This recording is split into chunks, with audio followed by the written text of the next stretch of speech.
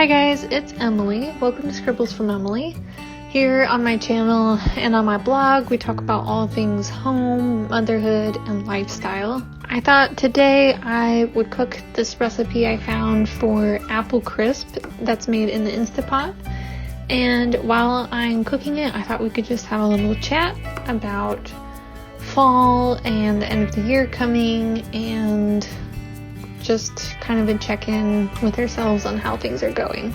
By the time this comes out, it's the end of September, so there's maybe 100 days left until the end of the year. So how are you doing with the goals you set in January? What do you really want to accomplish by the end of the year, by the time 2019 is over? Before we can really pursue new goals and the fresh start that fall brings, we need to clear out all the stuff that's holding us back. Not just physical clutter, although we know it does have a massive effect on our mental and emotional health, but we also need to detox all of that other soul gunk that keeps us from connecting to our higher calling and to each other. If we ignore it, we'll find ourselves just running through life like a hamster in a wheel till it catches up with us.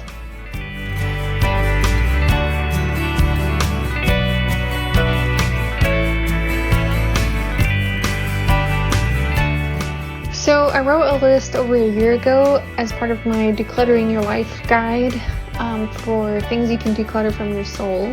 But this last month, it's really resonated with me again.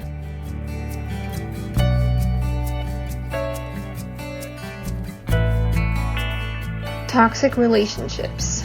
Are there some relationships in your life that are just marked by constant drama, gossip, manipulation, guilt trips, anger, or other destructive tendencies? And how can you create better boundaries in those relationships?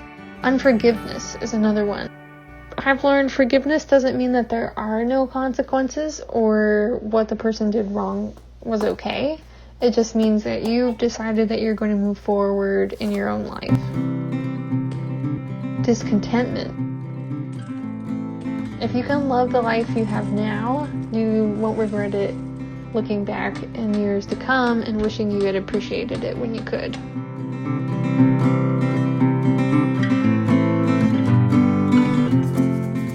Worry. Unhealthy stress is another one. Identifying the sources of your stress is really helpful. Deciding if you can get rid of those things, and if you can't, what healthy coping mechanisms can you start to use on a regular basis. Then take a look at your schedule. If you're too busy with no breathing room in your day, your soul and your mental health and your relationships, pretty much everything is going to suffer. We all need time to be still and rest and listen. Bad habits. This is a great time of year to evaluate our habits and replace bad habits with things that are going to move us forward in life. Something we have a strong why for, that we can remind ourselves when the going gets tough. Last year around this time, I started a habit of running, and last spring I did my first half marathon. Then I kind of fell off the bandwagon, and so this month I've picked it back up. I'm starting to run again.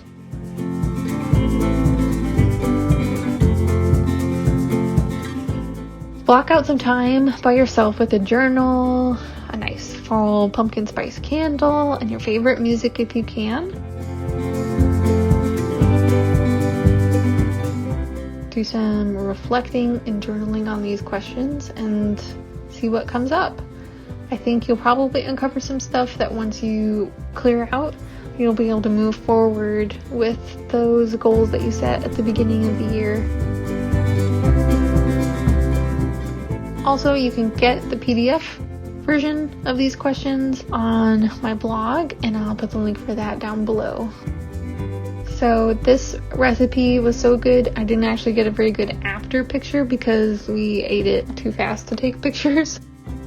I will include the link for this recipe down below so you can go check it out. Thanks so much for watching this video. I hope you enjoyed it.